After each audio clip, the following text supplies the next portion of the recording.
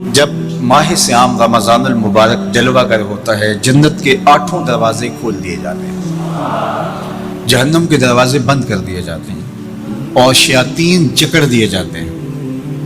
اللہ جل شانہ اس موسم رحمت میں خاص عنایات اپنے بندوں پہ فرماتا ہے۔ ایک نفل ادا کرنے سے فرض ادا کرنے کا ثواب ملتا ہے اور ایک فرض ادا کرنے سے 70 فرائض ادا کرنے کا ثواب ملتا ہے۔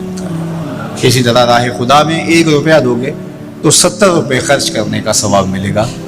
اسی طرح باقی نیکیاں بھی جتنی بھی ہم کرتے ہیں وہ ایک نیکی کریں گے تو 70 گنا اجر ماہ سیام میں ہمیں نصیب ہوتا ہے۔ اس لیے اہل ایمان کا یہ طریقہ ہے کہ وہ اس مہینے میں کثرت کے ساتھ تلاوت کرتے ہیں، کیونکہ ایک مرتبہ اگر قرآن مجید پڑھ لیا تو 70 مرتبہ قرآن مجید پڑھنے کا ثواب نصیب ہوا۔ ماہ سیام میں چونکہ شیطان بندہ ہوا ہوتا ہے تو ہم اپنے آپ کو نیکی کی طرف اگر لانا چاہیں تو اتنی رکاوٹیں نہیں ہوتی جتنی عام دنوں میں ہوتی ہیں، لیکن اس کے باوجود بہت سارے لوگ ہیں جو رات کو بڑا پکا ارادہ کر کے سوتے ہیں کہ میں صبح وقت پہ اٹھوں گا اور نوافل بھی پڑھوں گا اور نماز بھی ادا کروں گا، لیکن جب صبح ہوتی ہے تو انہیں یا تو جاگ نہیں آتی یا نیند سے بیدار ہو جاتے ہیں، بستر سے اٹھا نہیں جاتا۔ جبکہ وہی شخص انہوں نے صبح سبزی منڈی جانا ہو تو چھلانگ لگا کے اٹھتے ہیں اور سبزی منڈی پہنچتے بھی ہیں۔ سستی طبیعت کا کسل نہیں ہوتا۔ عمومی طور پہ ہم اپنے آپ کو بیمار تصور کر لیتے ہیں اور سستی اور کسل کا نام دے کر کے، بہانہ دے کر کے ہم کہتے ہیں کہ بس کیا کریں، ہم کو ارادہ کرتے ہیں روز لیکن ہم سے اٹھا نہیں جاتا، بس طبیعت اس طرح کی ہے، کسل ہے، سستی ہے۔ یہ بات ذہن میں رکھیے گا کہ ارادہ کرنے کے باوجود بھی صبح جب ہم اٹھ نہیں پاتے یا کوئی بھی نیکی کا کام ہم کرنے کا ارادہ کرتے ہیں تو ارادہ کرنے کے باوجود ارادہ ہی رہ جاتا ہے، ہم کر نہیں پاتے۔ تو اس کا سبب یہ ہوتا ہے کہ بہت سارے ہم گناہ کر چکے ہیں اور ان گناہوں کی وجہ سے ہم نیکی کی توفیق نہیں پاتے۔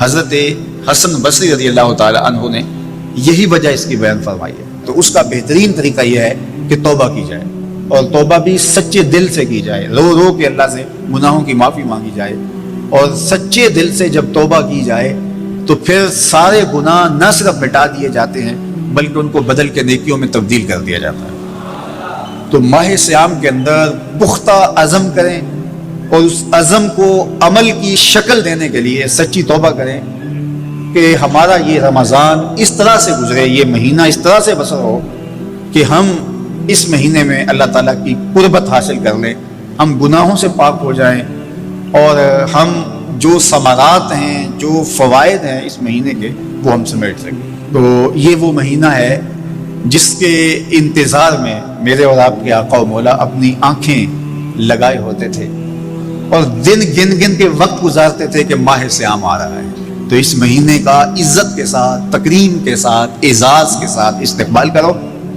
اور اس کو پلکوں پہ بٹھاؤ، اس کو دل پہ بٹھاؤ۔ اس مہینے کی تکریم یہ ہے کہ اس میں ہر برا کام چھوڑ دیا جائے۔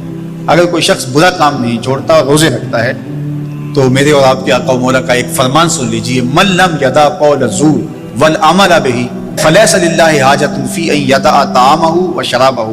فرمایا کہ جو جھوٹ اور برے کام نہیں چھوڑتا اس کے بھوکا اور پیاسا رہنے کی اللہ کو کوئی ضرورت نہیں ہے۔ تو روزہ خوراک بچاؤ مہم نہیں ہے جو چلائی جاتی ہے، بلکہ یہ تزکیہ نفس کا موسم ہے، باطن کی صفائی کا موسم ہے۔ اور باطن کی صفائی نہیں ہوتی جب تک ہم کوشش کریں۔ آپ کے بدن پہ بہت ساری میل چڑھی ہوئی ہے اور جمی ہوئی ہے بدن کے ایک ایک عضو پہ میل، تو آپ پانی میں چھلانگ لگا کے باہر بھی آ جاتے ہیں تو میل نہیں اترتی۔ چلو کچھ نہ کچھ فرق تو ضرور پڑ جاتا ہے لیکن میل نہیں اترے گی۔ میل کب اترے گی؟ جب آپ اپنے بدن کو مل مل کے اس کے اوپر صابن لگا کر کے اچھی طرح سے اس کو جب اتاریں گے محنت کوشش سے تو پھر آپ کا بدن مہک جائے گا، ہلکا پھلکا ہو جائے گا، میل اتر جائے گی۔ یہ موسم رحمت ہے، اللہ کی رحمتوں کا می برسے گا، اس سے کچھ نہ کچھ فائدہ تو ہوگا ہی، لیکن حقیقی فائدہ وہی حاصل کرے گا جو اپنے گناہوں کو مل مل کے دھوئے گا اور اپنے آپ کو صاف کرنے کی کوشش کرے گا۔ تو اپنے من کے میل اتارنے ہیں، اپنے باطن کے میل اتارنے ہیں، اپنے اعمال کی درستگی کی کوشش کرنی ہے۔ صلاۃ التراویح مسجد میں نہیں آ سکتے تو گھروں میں پڑھ لیجئے، جس طرح بڑی عمر والے لوگوں کو، بیمار لوگوں کو کہا گیا کہ آپ گھروں میں پڑھ لیں، بچوں کو کہا گیا، لیکن چھوڑیے گا نا یہ رمضان المبارک کا خاص عمل ہے. آج کل دین بیزار طبقہ مختلف جگہوں پہ بیٹھ کے مسجد پر، مدرسے پر، تراویح پر، ان چیزوں پر تبصرہ کر رہا ہے، اور اتنا ہلکا ثابت کرنا چاہ رہا ہے ان امور کو جس طرح یہ چیزیں ہوتی کچھ نہیں ہیں. جبکہ ماہ سیام کے قیام پر میرے اور آپ کے آپ کو مولا نے بشارت دیتے ہوئے فرمایا من قام رمضان ایمانا و احتسابا غفر له ما تقدم من ذنبہ، جس نے رمضان المبارک کی راتوں میں قیام کیا ایمان اور محاسبہ نفس کے ساتھ، اللہ اس کے پچھلے سارے گناہ معاف فرما دیتا ہے. یہ بہت بڑی دولت ہے، تو اس دولت کو ضرور سمیٹیے گا، ضرور حاصل کیجیے گا. من کی ستھرائی، عفت اور پاکیزگی کا سامان کیجیے گا. اللہ آپ سب کو اپنی امان میں، اپنی حفاظتوں کے حصار میں رکھے.